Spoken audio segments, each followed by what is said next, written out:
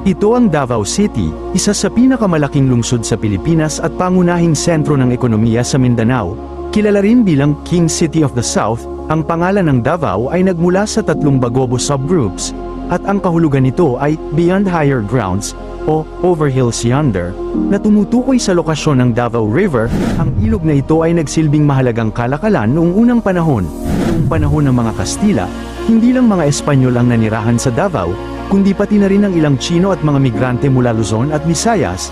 Nang umalis ang mga Kastila noong 1899, sinakop ng mga Amerikano ang lungsod. Sa mga unang taon ng pamamahala ng Amerika, dumating ang ilang mga Amerikano at Europeo bilang mga plantador.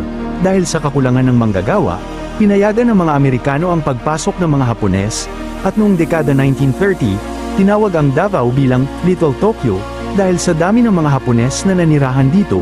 Noong March 1, 1937, naging lungsod ang Davao sa bisa ng Commonwealth Act No. 51 na nilagdaan ni dating Pangulong Manuel L. Quezon. Ngayon, sa ilalim ng liderato ng mga Duterte, nakilala ito sa mga hakbang para sa seguridad at kaayusan. Ang Davao City ay isa sa mga pinakamaunlad na lungsod sa bansa, na mayroong masiglang kultura at komunidad. Patuloy itong humuhubog sa mga bagong henerasyon na may pag-asa at pangarap para sa mas magandang kinabukasan. Follow for more.